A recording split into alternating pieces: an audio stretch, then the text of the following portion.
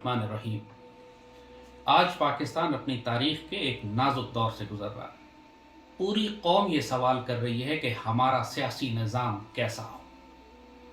जब से पाकिस्तान बना है, पाकिस्तान आमरीत और जमहूरियत के दरमियान तजुर्बात करता रहा है। सियासतदान फौजियों को गाली देते रहे हैं और फौजी हमेशा मुल्क की तबाही का जिम्मेदार सियासतदानों को ठहराते हैं। और हकीकत भी यही है कि पाकिस्तान अब दोनों तरह के सियासी निज़ामों को अच्छी तरह देखकर ये जान चुका है कि ये दोनों निज़ाम पाकिस्तान को मुकम्मल तबाही की जानिब ले जाएंगे। आमरीत के दौर भी देख लिए गए और जमहूरी तमाशा भी देख लिया गया। तो ये सवाल बार बार किया जाता है कि पाकिस्तान का सियासी निज़ाम फिर क्या हो। क्या हम इन्हीं सियासी जमातों के दरमियान घूमते रहेंगे? क्या पाकिस्तान को इसी तरह ये सियासी लुटेरे और डाकू लूटते रहेंगे, या कोई आमराना हाकिम आकर अपनी मर्जी इस मुल्क पर मुसल्लत करता रहेगा? तो इस कौम की इससे बड़ी बदनसीबी और क्या होगी कि जिसके पास अल्लाह ताला ने कुरान और सुन्नत भी दिया हो और उसकी सबसे खूबसूरत तशरीह अल्लामा इकबाल की शक्ल में मौजूद हो, और उसके बावजूद यह कौम गुमराही के अंधेरों में भटकती रहे। इससे बड़ी जिल्लत और रुसवाई और हमें क्या मिलेगी कि जिस मकसद हयात के लिए इस पाक सरजमीन को बनाया गया था, हम उसी को गुम कर बैठे। पहले अपना आधा हिस्सा जाया करवाया और अब बकिया हिस्सा भी हमारा खतरे में पड़ा हुआ है। और इस कदर फुहश सियासी निज़ाम, सिर्फ सियासी ही नहीं, अदालती निज़ाम, माशी निज़ाम, सब कुछ इस कदर कुफ्र पर मबनी, झूठ पर मबनी, फहाशी पर मबनी है कि अब एक शरीफ पाकिस्तानी को उबकाई आती है सिर्फ ये तसव्वुर करके, ये सोच के कि या रब्बी हमारा ये मुल्क किस जानिब जा रहा है। और जब खतरात चारों तरफ से हमें घेर कर बैठे हैं तो फिर मसले का हल क्या है?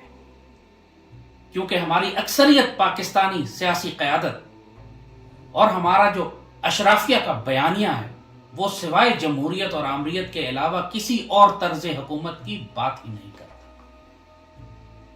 तो बाबा इकबाल से पूछ लेते हैं, आज कोई पाकिस्तान में या मुस्लिम दुनिया में बाबा इकबाल से बड़ा मुफक्किर, दानिश्वर, फिलोसोफर, विजनरी, साहिब नजर, साहिब बसीरत वजूद तो है नहीं।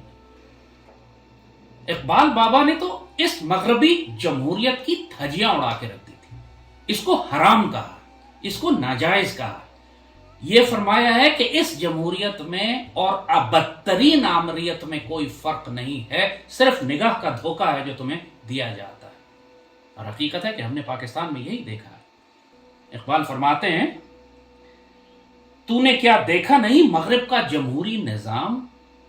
तूने क्या देखा नहीं मगरिब का जमहूरी निज़ाम?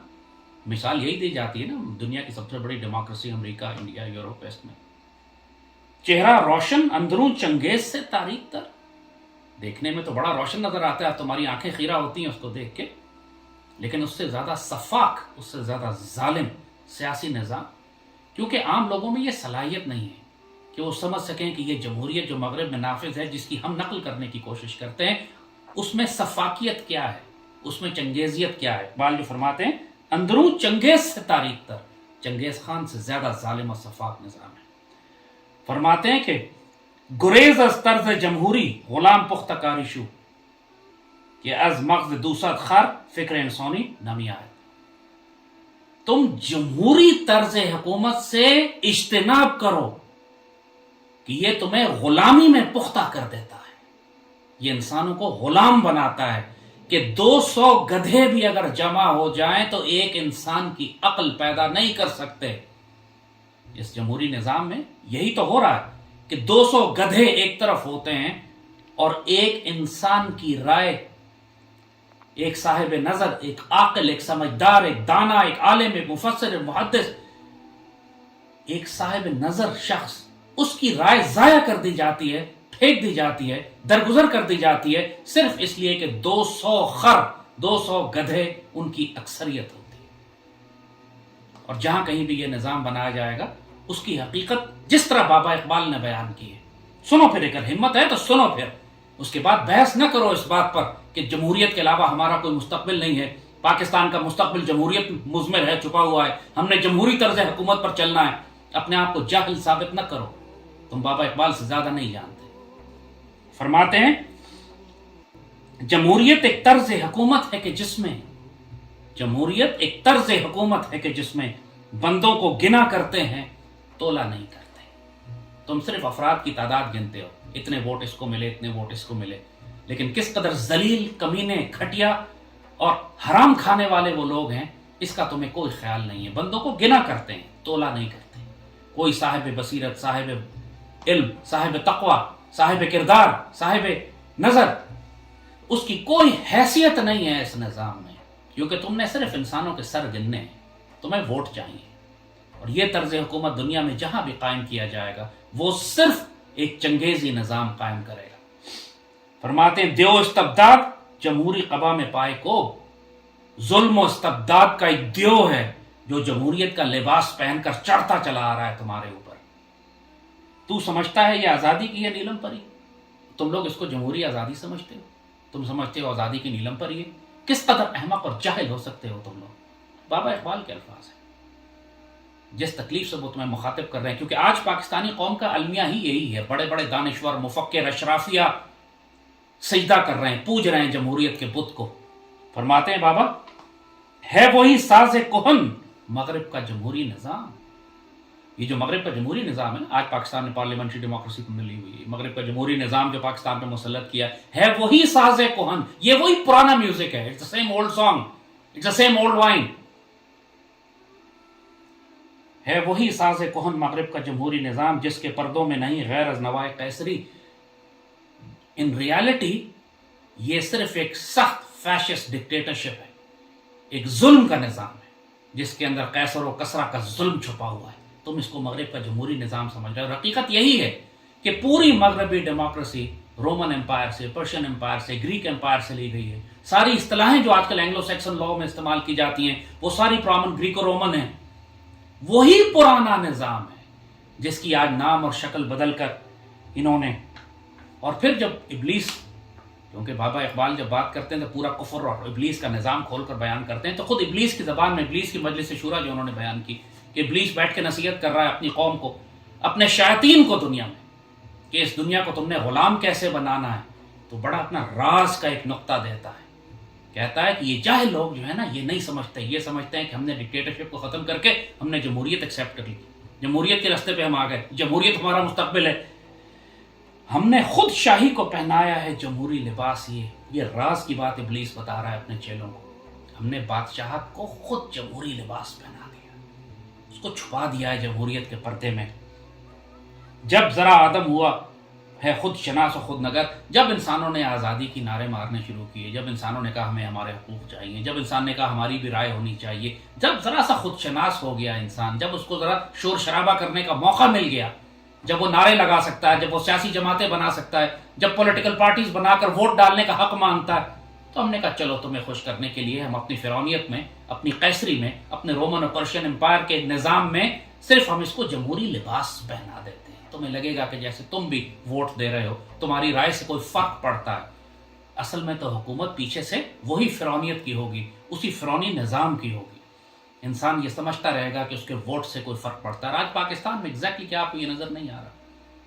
वही मौरूसी सियासत है, वही, और सारे ये मौरूसी ख़ानदान जो पाकिस्तान पर मुसल्लत हैं, पीछे से ये फ़िरौनों के साथ, पीछे से पाकिस्तान के दुश्मनों के साथ राब्ते में है। हुकूमत पाकिस्तान पर हमारे दुश्मनों की है, इन ख़ानदानों के ज़रिए, जो पाकिस्तान को माशी दहशतगर्दी के ज़रिए, नज़रियाती दहशतगर्दी के ज़रिए मुकम्मल तबाह कर गए। और उसके बाद पाकिस्तान की रियासत के साथ ऐसी गद्दारियाँ, और पाकिस्तान, ये जमहूरी निज़ाम पाकिस्तान की जड़ों को इस तरह खा गया। पाकिस्तान टूटा जमहूरियत की वजह से। एक इलेक्शन ने पाकिस्तान तोड़ा। पहले अयूब खान का दौर कितना अच्छा जा रहा था, फिर इनको शौक चढ़ा के नहीं जमहूरियत होनी चाहिए, लिहाजा गद्दार सियासी जमातें इस इलेक्शन में आती हैं, और जब ताकत का बंटवारा होता है तो एक कहता है इधर तुम, इधर हम, तुम उधर का वज़ीर आज़म बन जाओ, मैं इधर का बन जाता हूँ, और बीच में अब मुल्क कैसे बचाया जा सकता है कि जब मुल्क की सबसे बड़ी सियासी जमातें ही मुल्क तोड़ने पर तैयार हुई है। तर्क कलीसा से हाकमी आज़ाद, फरंगों की सियासत है देव बेजंजीर। जब से तुमने, इकबाल का वो मशहूर शेर है, जुदाहुद्दीन सियासत से तो रह जाती है चंगेज़ी। यही हुआ कि पाकिस्तान में आप पॉलिटिकल डेमोक्रेसी रखें या डिक्टेटरशिप, जुदाहुद्दीन सियासत से तो रह जाती है चंगेज़ी। पूरा मगरबी निज़ाम بحث یہاں پر یہی چلتی ہے کہ آمریت ہو، ڈکٹیٹرشپ ہو یا ڈیموکریسی ہو، حقیقت میں تو یہ سب چنگیزی ہے، جدا ہوتی سیاست سے تو رہ جاتی ہے چنگیزی۔ پاکستان کی قوم کو اب یہ فیصلہ کرنا ہے، پاکستان کی قوم کو اب یہ جلال بادشاہی ہو کہ جمہوری تماشا ہو۔ اقبال کے الفاظ نوٹ کیجئے، بادشاہی جلال ہو یا جمہوریت کا سرکس ہو۔ پاکستان میں جمہوریت کا سرکس دیکھ رہے ہیں نا، جلال بادشاہی کا مطلب ڈکٹیٹرشپ ہو، آمریت ہو، کوئی بادشاہ ہو، جنرل ہو، جدا ہوتی سیاست سے تو رہ جاتی ہے چنگیزی۔ پاکستان کا المیہ کیا ہے؟ ہمارا سب سے بڑا المیہ یہی ہے، جیسے بات کی فی الحال تو ہم نے صرف آپ کو یہ ثابت کیا ہے کہ بابا اقبال نے جمہوریت کے بارے میں کیا فرمایا تھا۔ اس کے بعد کوئی ذی شعور آدمی، کوئی سمجھدار آدمی، کوئی صاحب علم آدمی دوبارہ جمہوریت کی بات نہ کرے، اور کرے گا پھر وہ اللہ، اس کے رسول اور پاکستان اور مسلمانوں کا دشمن ہوگا۔ اور یہ دشمن بہت ہیں ہماری صفوں میں، اشرافیہ میں، اہل اقتدار میں، ہماری سپریم کورٹ، ہمارا کانسٹیٹیوشن، ہمارا آئین جو انہوں نے، اور وہ بنایا بھی انہی لوگوں نے کہ جن کا مفاد وابستہ ہے اس ظلم و استبداد کے دیو سے، جو پائے کوب، جو پائے مارتا چلا آ رہا ہے، جمہوری قبا میں نوائے قیصری، یہ وہ نظام جس میں انسانوں کو گنا کرتے ہیں، تولا نہیں کرتے، کیونکہ ان سارے چوروں کا مفاد اس سے وابستہ ہے۔ تو اس کا حل کیا ہے؟ ظاہر ہے کہ حل نہ جمہوریت میں نہ آمریت میں، اور اس کا حل بابا اقبال نے پھر بڑے واضح طور پر دیا تھا۔ بات یہی ہے کہ چونکہ ہماری قوم کا المیہ یہ ہے، سب سے بڑا المیہ ہماری قوم کا یہ ہے کہ یہ شریعت نافذ نہیں کرنا چاہتے، یہ اللہ کا دین نہیں چاہتے، اور جب اللہ کا دین نہیں چاہتے تو اس کے علاوہ صرف ذلت اور رسوائی پھر ان کے نصیب میں۔ ایسے یہ کوئی شخص یہ کہے کہ میں معاشی ترقی چاہتا ہوں لیکن میں سود اور ربا کا نظام ختم نہیں کروں گا، ممکن نہیں ہے۔ کوئی شخص یہ کہے کہ میں چاہتا ہوں کہ میری دعائیں قبول ہوں لیکن میں حرام رزق کھاتا رہوں گا، ممکن نہیں ہے۔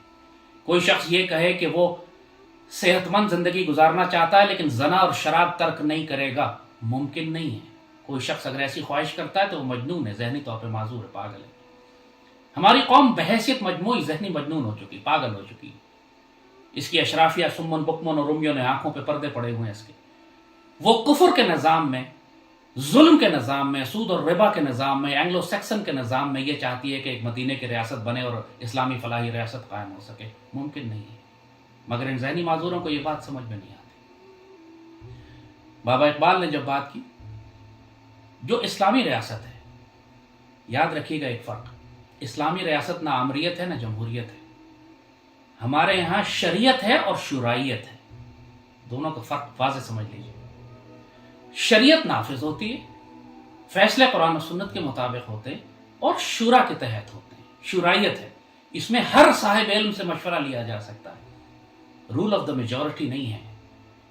حاکم فیصلہ کرنے والا خلیفہ وقت ہوتا ہے، بادشاہ ہوتا ہے، سلطان ہوتا ہے، حاکم ہوتا ہے، امیر ہوتا ہے، اس کو امیر المومنین کہیے، اس کو سلطان کہیے، اس کو خلافت کہیے۔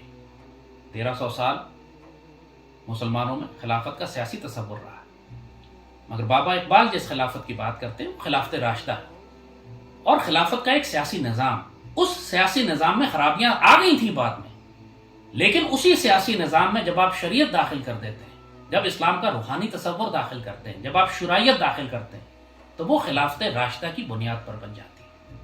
آج آپ ایک صدارتی نظام بنا لیجئے لیکن اس کی بنیاد شریعت پہ ہو اور شرائعت پر ہو، تو وہ اسلام کا نظام بن جائے گا، نہ وہ جمہوریت ہوگی نہ وہ آمریت ہوگی۔ اقبال بابا فرماتے ہیں اس سے بڑھ کر اور کیا فکر و عمل کا انقلاب، فکر و عمل کا اس سے بڑا انقلاب، تم ریولوشن چاہتے ہو، تبدیلی چاہتے ہو، اس سے بڑی تبدیلی کائنات میں اور کیا ہو سکتی ہے کہ تم پوری قوم کو یہ تصور دے دو کہ بادشاہوں کی نہیں اللہ کی ہے یہ زمین، کہ یہ زمین بادشاہوں کی نہیں ہے، یہ اللہ کی زمین ہے، یہ زمین عوام کی نہیں ہے، یہ اللہ اس کے رسول کی زمین ہے، جو اکثریت ہے اس کی مرضی نہیں چلے گی، اللہ اس کے رسول کی مرضی چلے گی۔ اس سے بڑا انقلاب اور کیسے ممکن ہے؟ اس سے بڑھ کر اور کیا فکر و عمل کا انقلاب کہ بادشاہوں کی نہیں اللہ کی ہے یہ زمین، چشم عالم سے رہے پوشیدہ یہ آئین تو خوب۔ یہ بھی ابلیس کے الفاظ میں بتا رہے ہیں کہ وہ اپنے چیلوں کو نصیحت کر رہا ہے، دنیا اس راز کو نہ جانے تو بہتر ہے۔ اگر یہ راز پتہ لگ گیا دنیا کو تو تباہی آ جائے گی، ہمارا سارا کفر کا نظام تباہ ہو جائے گا۔ دنیا سے چھپا رہے یہ راز تو بہتر ہے، اور یہ تو اور بہتر ہے، یہ غنیمت ہے کہ خود مومن ہے محروم یقین، یہ تو اور بہتر ہے کہ خود مومن کو جس نے نافذ کرنا تھا یہ نظام، اس کو خود یقین نہ ہو کہ یہ کیسے ہوگا، کیا جا سکتا ہے، ہو سکتا ہے، اس کا خود یقین تم متزلزل کر دو، اس کو تم خود غیر یقینی صورتحال میں مبتلا کر دو، یہ تو اور غنیمت ہے۔ دنیا کو نہ پتہ لگے یہ بات، لیکن اور بہتر ہے کہ مسلمان کو بھی نہ پتہ لگے، وہ غیر یقینی کیفیت میں رہے، کنفیوز رہے کہ ہم کیا کریں، کہاں جائیں، جمہوریت لائیں، کس سیاسی جماعت کو ووٹ دیں، تبدیلی کیسے آئے گی، آمریت بہتر ہے کہ جمہوریت بہتر ہے۔ اس کو اس طرف جانے ہی مت دو کہ ایک تیسرا نظام بھی اللہ اس کے رسول نے دیا ہے جسے خلافت کہتے ہیں، اور خلافت کا مقصد ہی یہی ہے۔ تم اس کو امارت کہہ دو، تم اس کو سلطانی کہہ دو، تم اس کو خلیفہ کہہ دو، تم اس کو صدارتی نظام کہہ دو، اگر حکم اللہ اس کے رسول کا نافذ ہے تو یہ خلافت ہے۔ خلافت بر مقام امام گواہی ہے۔ اقبال بابا فرماتے ہیں کہ ہم مسلمانوں کے دنیا میں جو عزت و منزلت کا مقام ہے اس کی گواہی خلافت ہے۔ ایسا نظام حکومت جس کی بنیاد اللہ اس کے رسول کے احکامات کے اوپر ہے اور شورائیت کے اوپر ہے، شورا مشورہ کیا جاتا ہے۔ حرام است آنچہ برما بادشاہی است، ہم مسلمانوں پر یہ سیکولر ڈکٹیٹرشپ بادشاہت حرام ہے، چاہے وہ ڈکٹیٹرشپ ایک فرد کی ہو یا ایک سیاسی جماعت کی ہو، ایک پارٹی کی ہو یا عوام کی ہو، یہ حرام ہے۔ ملوکیت ہما مکر است و نیرا، جتنی بادشاہتیں ہیں، جتنی ڈکٹیٹرشپس ہیں، وہ تمام حرام ہیں، کیونکہ وہ بادشاہ کی مرضی چلتی ہے، اللہ اس کے رسول کی مرضی نہیں چلتی۔ عوام سپریم ہے، پارلیمنٹ سپریم ہے، یہ الفاظ سنے ہیں آپ نے ہمارے حکمرانوں کو یہ کفر منہ سے نکالتے ہوئے۔ کانسٹیٹیوشن سپریم ہے، کوئی چیز سپریم نہیں ہے، سپریم صرف اللہ اس کے رسول کا حکم سپریم ہے۔ خلافت حفظ ناموس الہی ہے، خلافت جو ہے وہ اللہ کے رسول کے دین کی آبرو کی محافظ ہے۔ یہی بات ہے اصل میں کہ کوئی مسلمان ہو مملکت جہاں پر اللہ کا دین نافذ ہو، جہاں پہ شرائعت ہو، مشورے سے کام کیے جائے، معاشرے کے بہترین لوگ اکٹھے ہو کے فیصلے کریں اپنے قوم کے بارے میں، یہ نہ جمہوریت ہوتی ہے اور نہ آمریت۔ سیدنا ابو بکر کی مثال لیجیے، تمام صحابہ نے آپ کو فرمایا کہ منکرین زکوٰۃ کے خلاف ابھی جہاد نہ فرمائیے، کہ مسلمان ابھی سیدی نے پردہ فرمایا ہے، مسلمان منتشر ہیں، فساد ہو جائے گا، ہمارے پاس طاقت اتنی نہیں ہے۔ مشورہ سب نے دیا، سب سے مشورہ لیا گیا، لیکن فیصلہ سیدی ابو بکر کا۔ آپ نے فرمایا کہ مجھے اکیلا بھی جانا پڑے تو میں سیدی کے دین کی حفاظت کے لیے جاؤں گا، اور ایک دفعہ امیر نے فیصلہ کر دیا، پھر پوری قوم سمینا و اطعنا ان کے ساتھ شامل ہو گئی۔ وہ نہ وہ آمریت تھی نہ وہ جمہوریت تھی۔ اگر جمہوریت ہوتی تو وہ منکرین نبوت کے خلاف جہاد نہ کیا جاتا، اگر آمریت ہوتی تو سیدنا ابو بکر مشورہ نہ کرتے۔ مشورہ کیا گیا، سارے پروز اینڈ کونس ڈسکس کیے، سارے معاملے کو دیکھا گیا، اس کے بعد سیدنا ابو بکر نے دین کی فراست کو سامنے رکھتے ہوئے ایک فیصلہ کیا اور پوری قوم نے سمعنا و اطعنا ان کا ساتھ دیا۔ یہ فرق ہے ایک اسلامی سیاسی نظام میں، نہ یہ آمریت ہے نہ جمہوریت ہے، یہ شورائیت ہے، قرآن و سنت کی بنیاد پر۔ 4 خلفائے راشدین ہیں، چاروں کو الیکٹ کرنے کا طریقہ کار مختلف ہے۔ اس سے یہ بات اللہ نے ہمیں بتا دی کہ اس سے فرق نہیں پڑتا کہ تم اپنے حاکم کو کس طرح الیکٹ کرتے ہو یا سلیکٹ کرتے ہو، وہ طاقت کے زور پر آتا ہے، حالات کے ذریعے اٹھ کے سامنے آ جاتا ہے، مسلمانوں کی جماعت اس کو اپوائنٹ کرتی ہے۔ سیدی نے فرمایا کہ اگر ایک کالا حبشی غلام بھی تمہارے اوپر حکمران بنا دیا جائے لیکن وہ تمہیں اللہ اس کے رسول کی شریعت پر لے کر چلے تو اس کی اطاعت کرو۔ بات یہی ہے کہ پاکستان کو اب ایسے سیاسی نظام کی ضرورت ہے، پہلی بات جس کی پہلی شرط یہ ہو کہ اس میں اللہ اس کے رسول کا حکم نافذ ہو، نہ پارلیمنٹ سپریم ہو، نہ کانسٹیٹیوشن سپریم ہو، نہ عوام سپریم ہو، سپریم اللہ اس کے رسول کا حکم۔ اور دوسری بات یہ کہ شرائیت ہو، مشورہ کرو، سارے مل کے بیٹھ کے مشورہ کرو اور بات کرو۔ یہ بات کیوں نہیں سمجھ میں آ رہی چیف جسٹس کو، آرمی چیف کو، پارلیمنٹ کو، ہماری اشرافیہ کو، ہمارے دانشوروں کو، ہمارے میڈیا کو؟ اگر وہ یہ نہیں سمجھ رہے پھر اللہ کی لاٹھی بہت سخت آئے گی ان کے اوپر، پھر وہ چنگیز اور ہلاکو آئیں گے اور ایسا صاف کریں گے جس طرح بغداد کو صاف کیا تھا یا پوری مسلم تہذیبوں کو جو پہلے جن ملکوں کو صاف کیا تھا، کیونکہ اللہ قیامت تک ان کا منتظر نہیں رہے گا، اس نے اپنے فیصلے کرنے ہیں، کائنات کا نظام چل رہا ہے، جو یا تو اپنے آپ کو اللہ کی مرضی کے مطابق ڈھال لو، ورنہ جب اللہ کی مرضی آئے گی تو تمہیں پیستی بھی نکل جائے گی۔ یستبدل قوم غیرکم ولا تضروا شیئا، اللہ تمہیں بدل کے رکھ دے گا، تم کچھ بھی نہیں کر سکو گے۔ ہم نے اس پاکستان کو ایک مقصد کے لیے بنایا تھا، 50 لاکھ شہداء اس لیے نہیں بنے تھے کہ یہاں زرداری، نواز شریف، الطاف حسین یا ایون عمران خان حکومت کرے۔ یہ آخری امیدیں نہیں ہیں، آخری امید اللہ اس کے رسول کا حکم ہے۔ ہمیں اس ملک میں شریعت نافذ کرنی ہے، ہمیں اس ملک میں شرائعت کا نظام لانا ہے، اس کو آپ پریزیڈینشل ڈیموکریسی کہیے، علامہ اقبال نے اس کو اسپرچل ڈیموکریسی کہا ہے، روحانی جمہوریت۔ وہ روحانی جمہوریت اسی سیکولر جمہوریت کے اندر جب روح آ جاتی، کلاش پڑی ہوتی ہے اس میں روح آ جائے وہ زندہ ہو جاتی ہے، اسی سیکولر جمہوریت کے اندر جب آپ اس کو خلافت کے مطابق، خلافت راشدہ کے ماڈل کے مطابق، شریعت کے مطابق، شرائعت کے مطابق جب آپ اس کو ایڈجسٹ کرتے ہیں تو یہ روحانی جمہوریت بن جاتی ہے۔ پاکستان کے تمام حکمرانوں کو ابلیس نے یہی بات، پوری دنیا میں جو نظام اس وقت چل رہا ہے وہ ابلیس کا نظام ہے، اور ابلیس نے خاص طور پر اپنے چیلوں کو جو نصیحت کی، علامہ اقبال نے ابلیس کے مجلس شورا میں جو بیان کی، وہ ہمارے لیے بہت بڑی تاکید ہے، نصیحت ہے۔ فرماتے ہیں ابلیس کہتا ہے اپنے چیلوں کو، الحذر آئین پیغمبری سے 100 بار الحذر، اللہ کے رسول کی شریعت سے پناہ مانگو، یہ بڑی خطرناک ہے۔ یہ ابلیس کہہ رہا ہے اللہ کے رسول کی شریعت کو مت آنے دینا، کیونکہ جب یہ شریعت آ گئی تباہی مچ جائے گی۔ کیوں؟ اس لیے حافظ ناموس زن، یہ تو عورت کی عزتوں کی محافظ ہے۔ پوری دنیا میں فیمنزم، لبرلزم، عورتیں اپنا حقوق مانگتی پھر رہی ہیں کہ نہ بتانا کسی کو کہ اصل میں عورتوں کی عزت کی محافظ تو شریعت ہے اللہ کے رسول کی۔ مرد آزما مرد آفرین، یہ تو مردوں کو آزماتی ہے، یہ تو مردوں کو قوت اور طاقت دیتی ہے، یہ مردوں کو عروج پر لے کے جاتی ہے، عورتوں کی عزتوں کی محافظ ہے۔ کسی کو یہ راز نہ دینا، اگر یہ راز دے دیا تو تباہی مچ جائے گی کہ اصل میں اگر مردوں کو عزت چاہیے، جلال چاہیے، طاقت چاہیے تو شریعت دے گی، عورتوں کی آزادی چاہیے اور عورتوں کی حفاظت چاہیے، ناموس کی تو شریعت ہے، یہ نہ بتانا کسی کو۔ اسی لیے پاکستان میں تمام سیاسی جماعتیں اور ادارے سب کچھ کریں گے، شریعت نافذ نہیں ہونے دیتے۔ انہوں نے شریعت وہاں نافذ کی ہے جہاں ان کے مفاد کو سوٹ کرتا ہے، جیسے قتل میں قتل کر دیتے ہیں کمزور مسکین کو، پھر اس کے اوپر قصاص، اس کو پیسے دے کے اپنے قاتل معاف کراتے ہیں۔ یہ شریعت نافذ کرتے ہیں وہاں جہاں ان کے مفادات کو ضرورت ہوتی ہے۔ موت کا پیغام ہے ہر نو غلامی کے لیے، یہ ابلیس کہہ رہا ہے۔ دنیا میں جتنی غلامی ہے سب کے لیے موت کی سزا ہے، یہ شریعت نبی۔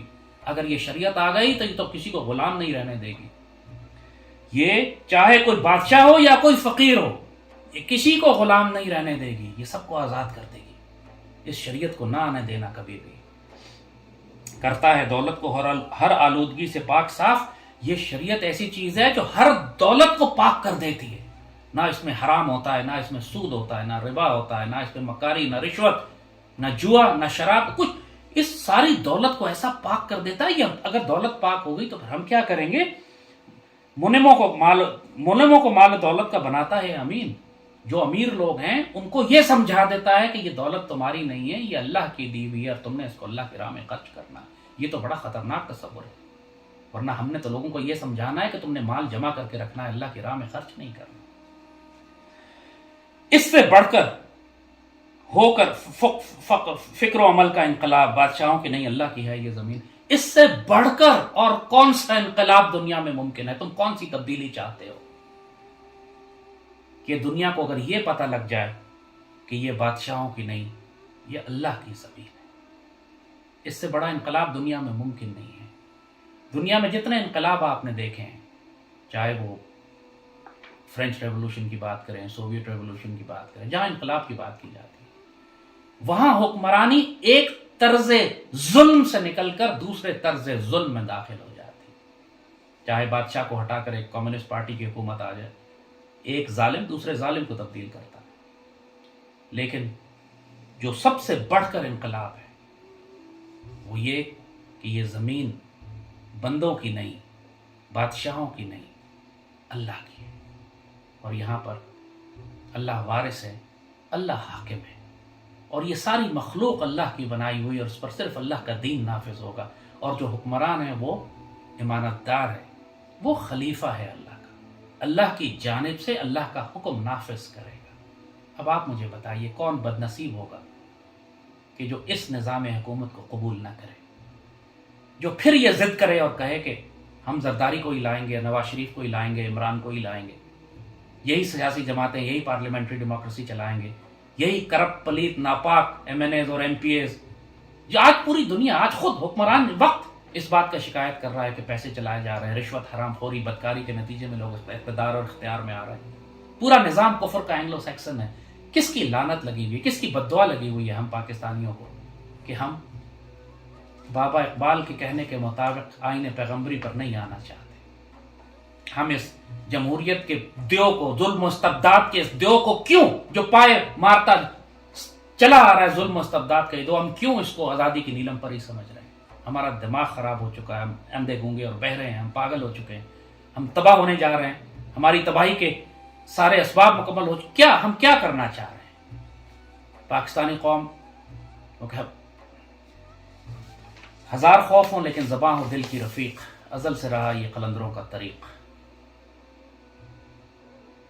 کل دربار نبوی میں ہم سب کو جواب دینا ہوگا. سیدی رسول اللہ کے سامنے جا کے ہم سے سوال کیا جائے گا کہ جب سیدی کی امت تکلیف میں تھی تو تم خاموش کیوں رہے؟ تم نے کفر کا ساتھ کیوں دیا؟ اپنا جواب سوچ لیجئے گا کہ سیدی کے دربار میں آپ کیا جواب دیں گے کہ ہم جمہوریت کو پوچھتے رہے، ہم آمریت کے پیچھے دوڑتے رہے، ہم شریعت نبی سے بھاگتے رہے، ہم ساری زندگی اس کوشش میں لگے رہے کہ ملک میں شریعت نافذ نہ کی جائے، ساری زندگی ہم اس کوشش میں لگے رہے کہ ملک میں خلافت کی طرز پہ نظام حکومت جو مدینہ کی ریاست بناتا ہے وہ نہ قائم ہو سکے. صرف نام لینے سے کہ میں مدینہ کی ریاست بنانا چاہتا ہوں، مدینہ کی ریاست نہیں بنے گی. اس کے تقاضے ہیں کہ شریعت اور شرائط نافذ کرو، اپنی ریاست کے، اپنی قوم کے بہترین لوگوں کو اوپر لا کے ان سے مشورہ کرو. ان زانی، بدکار، پلیت، حرام خوروں سے مشورہ نہ کرو کہ ملک کو، قوم اور ریاست کو تباہ کروائیں گے، شریعت نبوی کو رسوا کروائیں گے، امت رسول کو تباہ کروائیں گے. آپ مجھ سے سوال کرتے ہیں ملک میں نظام حکومت کیا ہو. جب بھی میں کہتا ہوں یہ جمہوریت ٹھیک نہیں ہے، احمق اعتراض شروع کر دیتے ہیں کہ آپ آمریت لانا چاہتے ہیں. اس لیے کہ ان کے ذہن مفلوج ہیں، وہ یہ جانتے ہی نہیں کہ آمریت کے علاوہ بھی ایک طریقہ خلافت کا بھی ہے، جس کو اقبال نے اسپریچول ڈیموکریسی کہا، روحانی جمہوریت کہا. ایک ایسا طرز حکومت جس میں انسانوں کو تولا کرتے ہیں اور گنا نہیں کرتے. انشاءاللہ آنے والے وقتوں میں اللہ تعالیٰ پاکستان کو ایسی حکومت دے گا. جو اللہ نے تقدیر ہماری لکھ دی ہے کہ پوری دنیا میں لیا جائے گا تجھ سے کام دنیا کی امامت کا، یہ ہوگا. اللہ کے فضل اور کرم سے اللہ کی وہ جماعت کیسے آئے گی، یہ فیصلے اللہ نے کرنے ہیں.